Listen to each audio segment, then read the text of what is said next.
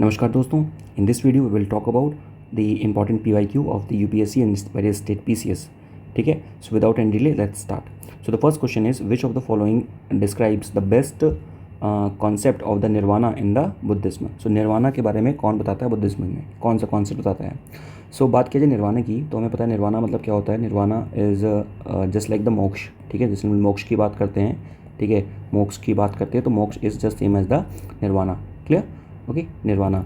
और you can say also as the moksha और कैवल्य. Okay, कैवल्य. ठीक है, सो उसी को हम लोग क्या बोलते हैं, मोक्ष, साल्वेशन. साल्वेशन, सो साल्वेशन, ये सारे क्या हैं, these all are the synonyms of the moksha. ठीक है, तो यहाँ बात कर रहे हैं कि कौन सा जो है बेस्ट डिस्क्राइब करता है the concept of the nirvana. Clear? So the right answer of the given question, पहले क्या लिखा हुआ है, the extinction of the flame of, यानी कि बुझाना किसको, फ्लेम. फ्लेम क्या है, ज्वाला किसकी है, ज्वाला है ऑब्वियसली डिज़ायर्स की, हमारी जो इच्छाएं हैं उसकी. और आपको पता है क्या होता है, आशा ही निराशा का कारण होता है. ठीक है, वैसे ये ऑप्शन सही लग रहा है. Next is complete annihilation of the self, नहीं ये नहीं होगा. State of the bliss and the rest, this is also not correct. The mental state beyond all the comprehension desire, एक ऐसी स्टेट जो सारी कॉम्प्रीहेंशन डिज़ायर से अलग है, नहीं ये भी नहीं होगा. So the right answer will be the extinction of the flame. Nirvana का मतलब क्या हो गया, the extinction of the flame. So right answer is the A. So concept of nirvana Buddhism का मतलब क्या होता है कि the extinction of the flames. Flames of what, flames of the desire, अपनी संपूर्ण जो डिज़ायर्स उसको हम खत्म कर दें. ठीक है, नेक्स्ट इज दी बात करते हैं the state of the being free from the fires of the greed, hatred and the delusion, यानी कि ग्रीड, हेट और डिल्यूजन, इन सबसे हमें क्या होना है, इन सबसे हमें अलग होना है, हटना है. ठीक है, complete annihilation of the self, खुद को मतलब जो सेल्फ है उसको हटा के हमें लिबरेट होना है, that is the main thing. Nirvana is not about the obliterating the one self, यानी कि खुद को बस खाली अलग करके रखना है ना, ऐसे मटेरियलिस्टिक वर्ड में रखना कि नहीं, मटेरियलिस्टिक वर्ड से अलग करके रखना, दिस इज़ नॉट निर्वाणा. ठीक है ना, you need to away from the greed, hate और डिल्यूजन से अलग होना पड़ेगा. स्टेट ऑफ द ब्लिस और रेस्ट, ये क्या होता है, ये बात करते हैं basically peace and contentment, not mainly the passive state of the bliss and rest, यानी कि जो स्टेट ऑफ ब्लिस और रेस्ट है उसका ये मतलब नहीं होता कि बस आप बिल्कुल आराम से बैठे हो गए हो, नहीं, इसका ये मतलब होता है कि आप पीस में भी हो और कंटेंटमेंट में भी हो, यानी कि आप बेसिकली पूरा अच्छे से सारी चीज़ों को कर रहे हो. ठीक है, कंटेंटमेंट एकदम बिल्कुल what it call as the santosh. ठीक है ना, मतलब आप बिल्कुल संतोष, कंटेंटमेंट का मतलब क्या होता है, पूरा संतोष, मतलब आप बिल्कुल सेल्फ से सेटिस्फाइड टाइप के हो. अ mental state beyond all the comprehension. ठीक है, ये सारी चीज़ों के बारे में बात करेंगे. अगर बात कीजिए बुद्धिज्म की तो बुद्धिज्म के बेसिकली क्या बात की, 8 फोल्ड पाथ हैं. 8 फोल्ड पाथ को याद करने के लिए एक निमोनिक है evil scam. Evil scam, evil scam का मतलब क्या होता है, ई फॉर क्या होता है, ई फॉर होता है what we call as the, E for is the right speech, sorry E for is the right emotion. ठीक है, E for is the right, sorry right effort, E for is the right effort, ये हो गया E for right effort हो गया. ठीक है, we for क्या होता है, वी फॉर होता है राइट विजन, या इसको व्यू बोल दो या अंडरस्टैंडिंग बोल दो, आपका जो व्यू है या आपकी अंडरस्टैंडिंग है इसको बोलते हैं V. I for obviously right intention. ठीक है, आई का मतलब क्या होता है, इंटेंशन, आपके जो थॉट्स हैं उसी को हम लोग इंटेंशन बोलते हैं, यानी कि थॉट्स का एक सिनोनिम मैंने दे दिया इंटेंशन, अंडरस्टैंडिंग का दे दिया व्यू. ठीक है ना, तो ई वी, ठीक है ना, E is the effort, V is the view और the understanding, I is the intention और द थॉट. एल फॉर क्या होता है, livelihood, right livelihood. S for क्या होता है, राइट स्पीच. सी फॉर क्या होता है, राइट कंसंट्रेशन. ठीक है ना, right speech, where is the speech, this is the speech, right concentration. And A for क्या होता है, A for is what you known as the right action. ठीक है ना, और एम फॉर क्या होता है, राइट माइंडफुलनेस. बात समझ गए, तो ये सारी चीज़ें क्या हैं, these are the 8 fold path of the Buddhism. Clear? Next बात करते हैं, which of the following crop are grown mostly under the subsistence farming. Subsistence farming के लिए कौन सी क्रॉप ग्रो करती है. No, what is the subsistence farming. Subsistence farming का मतलब होता है कि आपने फार्मिंग की, आपने मतलब इट इज़ लाइक आपने जो भी सामान उगाया, ठीक है, आप उसको खुद ही कंज्यूम कर रहे हो, आप उसको मार्केट में दोबारा सेल नहीं कर रहे हो. ठीक है, मतलब वो इतना है कि आपके जैसे एक है, the word is subsistence, subsistence economy, subsistence economy. ये सबसिस्टेंस इकोनॉमी किसकी है, रिक्शा वाला, जो रिक्शा वाला है उसकी इकोनॉमी क्या होती है, सबसिस्टेंस इकोनॉमी होती है, यानी कि जितना दिन भर में कमाता है उतना वो खर्च कर देता है. ठीक है, तो उसको बोलते हैं सबसिस्टेंस इकोनॉमी. तो अगर बात की जाए इसका राइट आंसर की, तो राइट आंसर इसका हो जाएगा coarse cereals and the rice, ये क्या सब्सिस्टेंस इकोनॉमी के अंतर्गत आ गया, यानी सब्सिस्टेंस फार्मिंग के अंदर फार्मर अपने लिए उगा रहा है, बाहर कुछ बेच नहीं रहा है। यूपी पीसीएस में क्वेश्चन आया था। कॉटन और ये सब क्या है, कॉटन हो गया, टोबैको हो गया, ये क्या आता है, ये बेसिकली बात करते हैं दीज और are the you can say as the cash crop. Cash crop का मतलब क्या हो गया कि ये मार्केट में आप उसको सेल कर सकते हो, वेजिटेबल और फ्रूट अलग हो गया, ठीक है। तो राइट आंसर इसका क्या हो गया, ए। तो यहाँ बात करते हैं सब्सिस्टेंस का मतलब क्या होता है, सब्सिस्टेंस फार्मिंग का मतलब क्या हो गया, जो फार्मर है, जो भी आप ग्रो कर रहा है, वो क्या करेगा, खुद के कंजम्पशन के लिए है रादर देन फॉर सेल, तो वो सेल नहीं करेगा। It's like the coarse cereals, उसमें क्या आते हैं, मिलेट्स आते हैं, शोरगुम और मेज।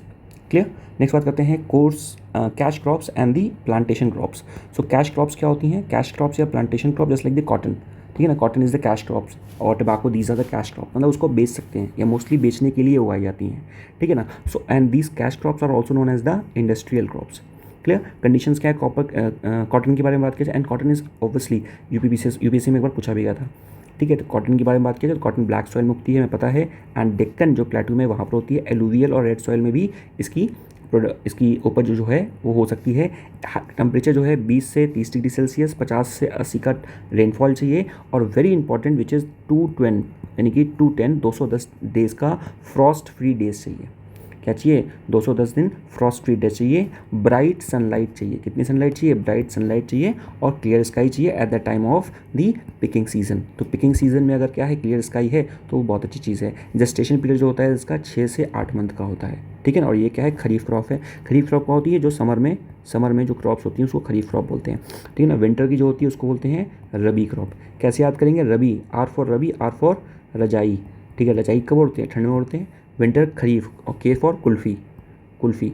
तो कुल्फ़ी कब खाते हो, गर्मी में खाते हो, इस तरह से। अब बात कर देंगे कि कहाँ कहाँ पे कॉटन होती है। बेसिकली इंडिया जो है, India is the 4th largest producer of the cotton. सबसे पहले क्या है, first is the China, second कौन है, सेकंड हमारा यूएसए है, थर्ड है पाकिस्तान, फोर्थ जो इंडिया है largest producer of the cotton है। इंडिया का जो भी लैंड है, ठीक है, सोन एरिया है, उसमें 45% एरिया में जो है वो कॉटन उगती है। एंड इंपॉर्टेंट स्टेट्स की बात किया जाए, जैसे महाराष्ट्र, गुजरात, एमपी है, कर्नाटक है, Andhra Pradesh, Tamil Nadu, Punjab, Haryana and Uttar Pradesh. So these are the some of the important states जो क्या है जहाँ पर कॉटन का प्रोडक्शन होता है। टोबैको की बात किया जाए, this is also the cash crops, आपको पता है। And tobacco is something which was bringed by the Portuguese. So Portuguese इसको इंडिया में लेके आए थे, and we make the cigarette, cigars, bidi and ये सारी चीज़ें बनाते हैं। और एक और चीज़ है which is very important, stems जो होती है टोबैको की, जो स्टेम है उसका इस्तेमाल करते हैं क्या, पोटैश फर्टिलाइज़र की तरह। और उसके बाद बात करते हैं उसका जो पाउडर है, ठीक है, उसको इस्तेमाल करते हैं इंसेक्टिसाइड की तरह। तो ये इंपॉर्टेंट है कि इसकी स्टेम को we use as a potash fertiliser. Next is the geographical condition कैसी हैं, और टोबैको के लिए 15 से 40 डिग्री सेल्सियस टेम्परेचर चाहिए, और more than 100 centimetre of the annual rainfall चाहिए। फ्रॉस्ट जो होता है वो हार्मफुल है टोबैको के लिए, ठीक है ना। और बात किया जाए कि इसके लिए गुड ड्रेनेज चाहिए, गुड ड्रेनेज यानी कि अच्छा पानी चाहिए, ठीक है ना। गुड ड्रेनेज चाहिए मतलब पानी निकलने की अच्छी व्यवस्था होनी चाहिए, निकासी की व्यवस्था होनी चाहिए। ये आइडियल कंडीशन है किसके लिए, टोबैको के लिए, ठीक है ना। तो tobacco is something which is, और गुंटूर जो है वहाँ पर टोबैको का बोर्ड भी है, ठीक है ना, टोबैको बोर्ड गुंटूर में, आंध्र में है। फिर बात करते हैं इंपॉर्टेंट प्रोड्यूसिंग एरिया कहाँ पर है, जैसे मैंने बताया आंध्र में, आंध्र, गुजरात, और उसके बाद कर्नाटक, तमिलनाडु और बिहार। 1/3 इंडिया का जो टोबैको है वो कहाँ पे होता है, आंध्र प्रदेश में होता है, इसलिए गुंटूर जो है टोबैको बोर्ड जो है वो आंध्र प्रदेश गुंटूर में है। याद रखना 1/3 जो इंडिया का टोबैको है वो कहाँ पे हो रहा है, आंध्र प्रदेश में हो रहा है, ठीक है। फिर बात करते हैं एक और चीज़ है, प्लांटेशन क्रॉप्स क्या होती हैं, ठीक है। प्लांटेशन क्रॉप्स क्या होती हैं, वो क्रॉप्स जो क्या होता है, which are cultivated on the extensive scales, continuous area owned and managed by the individual और दी कंपनी। प्लांटेशन क्रॉप मतलब क्या हो गया, वहाँ पर बहुत सारे प्लांट्स हो रहे हैं, ठीक है, तो उसको हम लोग बोलते हैं प्लांटेशन क्रॉप। बात समझ गए, उसको हम लोग क्या बोल रहे हैं, प्लांटेशन क्रॉप्स, ठीक है ना। कैश क्रॉप्स भी बोल सकते हैं इसको, और ये बहुत बड़े एरिया में होंगे, जैसे लाइक टी हो गया, coffee, rubber, coconut and areca nut, और उसके बाद ऑयल पाम, एंड उसके बाद पाल्मेरा, ये cashew. These all are the plantation crop, है ना। और बाकी मैंने बता दिया सब्सिस्टेंस एग्रीकल्चर और कॉमर्शियल एग्रीकल्चर। सब्सटेंशियल मतलब बस खाली खा रहे हो, इन्जॉय कर रहे हो, बचा कुछ नहीं रहो। कॉमर्शियल मतलब बेच रहे हो, so that is the commercial agriculture. Commercial में हम बात करेंगे किसकी, कैश क्रॉप्स के बारे में, कैश क्रॉप्स के बारे में, ठीक है। नेक्स्ट बात करते हैं, consider following statement with respect to the Philip curve. Philip curve के रिगार्डिंग कौन सा स्टेटमेंट सही है। सो अगर बात की जाए फिलिप कर्व की, तो जो फिलिप कर्व है ये क्या बताता है, ये एक ऐसा कर्व है जो बताता है basically relation between the inflation और अनएम्प्लॉयमेंट। अभी बताइए आपको अनएम्प्लॉयमेंट का कितना इशू चल रहा है हमारे इंडिया में, ठीक है। So this tells the relation between the inflation and unemployment, ठीक है ना। यानी कि ये बताता है कि जितना ज़्यादा इन्फ्लेशन बढ़ेगा, ठीक है ना, सॉरी, जितना ज़्यादा अनएम्प्लॉयमेंट बढ़ेगा उतना इन्फ्लेशन कम होगा, ठीक है। यानी कि कहने का मतलब ये एक इन्वर्स रिलेशन बताता है कि दोनों एक दूसरे के क्या है, इन्वर्सली प्रोपोर्शनल है। तो क्या बताता है, it shows the trade off between the unemployment and the inflation. बिल्कुल सही। ट्रेड ऑफ का मतलब क्या होता है, ट्रेड ऑफ का मतलब हो गया कि वो स्वैप कर रहा है, आपस में एक्सचेंज कर रहा है, जैसे जैसे वो बढ़ेगा वैसे वैसे वो क्या होगा, वैसे वैसे वो कम होता जाएगा। बात समझ गए। सो क्या है, अदला बदली के लिए ट्रेड ऑफ शब्द का इस्तेमाल करते हैं। Next is the downward sloping of the Phillips curve generally held to be valid only in the short run. ये भी सही है, जो डाउनवर्ड स्लोपिंग है ये शॉर्ट रन के लिए होती है। Next is in the long term Phillip curve is usually thought to be horizontal at the non accelerating inflation rate. ये बड़ा इंपॉर्टेंट चीज़ है, NAIRU, ठीक है ना, non accelerating inflation rate of unemployment, ठीक है। तो देखा जाए ये चीज़ जो है, ये स्टेटमेंट इनकरेक्ट है। क्यों? क्योंकि लॉन्ग रन में जो फिलिप कर्व है, अभी ये कैसा है, फिलिप कर्व ये इधर हॉरिजॉन्टल है, पर लॉन्ग टर्म में ये एक वर्टिकल भी हो सकता है, ठीक है। ये लॉन्ग टर्म में वर्टिकल भी हो सकता है, ठीक है। तो इस वजह ये थर्ड स्टेटमेंट जो है वो इनकरेक्ट है, ठीक है। तो आंसर हमारा सी हो गया, दोनों फर्स्ट और टू स्टेटमेंट करेक्ट हैं। फिलिप कर्व जो है बात करता है रिलेशनशिप बिटवीन दी अनएम्प्लॉयमेंट और दी इन्फ्लेशन, ठीक है ना। यानी ये बात करता है जब इन्फ्लेशन, अनएम्प्लॉयमेंट, हाई इन्फ्लेशन, ये बहुत ज़्यादा चीज़ें चल रही होती हैं, और ये एक दूसरे के वाइस वर्सा हैं, जैसे जैसे अनएम्प्लॉयमेंट बढ़ेगा इन्फ्लेशन घटेगा, ठीक है। और एक और जो थर्ड स्टेटमेंट लिखा था, जैसे लिखा था non accelerating inflation rate of unemployment, ये रिप्रेजेंट करता है level of the unemployment eight which the inflation remains unstable. एक ऐसा अनएम्प्लॉयमेंट जिसमें इन्फ्लेशन जो है वो अनस्टेबल है, ठीक है, सॉरी स्टेबल है, बट लॉन्ग रन में जो फिलिप कर्व है वो वर्टिकली शिफ्ट हो जाता है। यही मैं बताने की कोशिश कर रहा हूँ। उसमें लिखा हुआ है हॉरिजॉन्टल रहता है, ठीक है। यहाँ देखो हॉरिजॉन्टल लिखा हुआ है, पर लॉन्ग रन में क्या है, तो को लिखा ना इन लॉन्ग रन में फिलिप कर्व हॉरिजॉन्टल रहता है, पर मैं कह रहा हूँ कि लॉन्ग रन में हॉरिजॉन्टल नहीं रहता है, लॉन्ग रन में फिलिप कर्व जो है वो वर्टिकली शिफ्ट हो जाता है रादर देन बीइंग दी हॉरिजॉन्टल।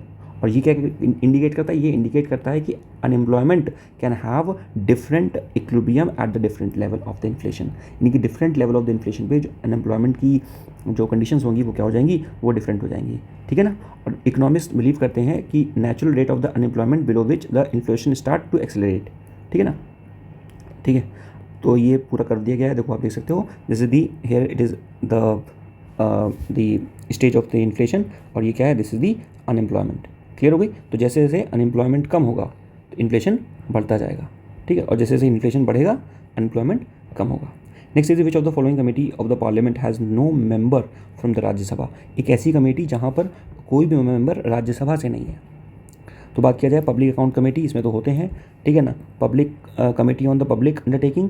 राइट आंसर इसका है एस्टिमेट कमेटी। एस्टिमेट कमेटी में कोई भी मेंबर जो है राज्यसभा से नहीं होती हैं, ठीक है। टोटल 30 मेंबर होते हैं, 30 के 30 मेंबर कहाँ से होती हैं, लोकसभा से होती हैं। और एस्टिमेट कमेटी जो है ये बात करता है किसके, फाइनेंस के बारे में। जो बजट पास होता है ना, उस बजट की ओवरलुक को करता है, उसको देखता है, उसका ओवरलुक करता है, उसके लिए एस्टिमेट कमेटी है, ठीक है। तो आंसर हो गया C, estimate committee of the parliament, ठीक है। तो एस्टिमेट कमेटी किसके बारे में बताती है, एस्टिमेट कमेटी सबसे पहले दो कमेटी के बारे में बात किया जाए सबसे पहले, तो कमेटी दो तरह की होती है, एक है स्टैंडिंग कमेटी, एक है एडहॉक कमेटी, ठीक है। स्टैंडिंग कमेटी, एडहॉक कमेटी, ये सारे जो मैटर्स हैं ये इसको मेंशन किया गया आर्टिकल 118 में, ठीक है। अब बात की एस्टिमेट कमेटी, ये एक फाइनेंशियल कमेटी है। कैसी कमेटी है, फाइनेंशियल कमेटी है। और ये क्या एग्जामिन करती है, ये एग्जामिन करती है estimate of the budget to be presented in the parliament. तो जो पार्लियामेंट में जो बजट प्रेजेंट होगा उसको एस्टिमेट कमेटी डिसाइड करती है। और जैसे मैंने बताया 30 मेंबर है, 30 के 30 मेंबर कहाँ से है, लोकसभा से, राज्यसभा से कोई भी मेंबर नहीं है। ये एग्जामिन करती है जो बजटरी एलोकेशन है, कितना बजट एलोकेट हो रहा है उसके बारे में बात करती है। और 1921 में पहली बार इसको जो है वो इंट्रोड्यूस किया गया था by the then finance minister. तो उस टाइम के जो फाइनेंस मिनिस्टर थे, ठीक है ना, जॉन मिथाई, तो जॉन मिथाई के द्वारा इसको बेसिकली फर्स्ट टाइम इस्टेब्लिश किया गया। तो ये इस्टेब्लिश किया गया था, ये एडवाइस करती है फाइनेंस मिनिस्टर, ठीक है ना। तो मतलब ये इस्टेब्लिश किया था जॉन मिथाई ने, ठीक है। और फर्स्ट कमेटी जैसे मैंने बताया 1950 में ये बन के गई थी। इसका जो ऑफिस ऑफ टेन्योर होता है वो 1 साल का होता है, यानी 1 साल के लिए वैलिड होती है। और हर फाइनेंशियल ईयर के खत्म होने से पहले इसको फॉर्मेशन करते हैं। तो सबसे पहले बात किया गया कि 1921 में पोस्ट इंडिपेंडेंस 1921 बनी थी, पोस्ट इंडिपेंडेंस में 1950 में बनी थी। रिकमेंडेशन था John Mathai of the then finance minister. 30 member होते हैं, सारे लोकसभा से होते हैं, राज्यसभा से एक भी मेंबर नहीं होता है। Term of office estimate committee का 1 साल का है। स्पीकर अपॉइंट करता है जो जो उसका चेयरपर्सन होता है अमंग इट्स मेंबर। फंक्शन क्या करता है, ये एग्जामिन करता है, एस्टिमेट करता है किसको, जो बजटरी एक्सपेंडिचर हो रहा है उसको, और इकोनॉमिक रिफॉर्म्स को ये क्या करता है, सजेस्ट करता है। ठीक है। Next question is the difference between the nuclear reactor और द एटॉमिक बम। तो न्यूक्लियर रिएक्टर और एटॉमिक बम के बीच में क्या डिफरेंस है। तो वो सिंपल सा कॉन्सेप्ट है। न्यूक्लियर रिएक्टर क्या होता है, न्यूक्लियर रिएक्टर का मतलब क्या हो गया कि दोनों क्या है, दोनों में न्यूक्लियर रिएक्टर होती है, न्यूक्लियर रिएक्शन होती है। कौन सी होती है, फिजन होती है, फिजन। सन में कौन सी होती है, सन में होती है फ्यूज़न, सन में होती है फ्यूज़न। फ्यूज़न किस में होती है, फ्यूज़न होती है न्यूक्लियर रिएक्टर में होती है, एटॉमिक बम में होती है। ठीक है, एटॉमिक बम में होती है। पर अगर बात किया जाए हाइड्रोजन बम की, हाइड्रोजन बम की, तो हाइड्रोजन बम में क्या होता है, हाइड्रोजन बम में फ्यूज़न होता है।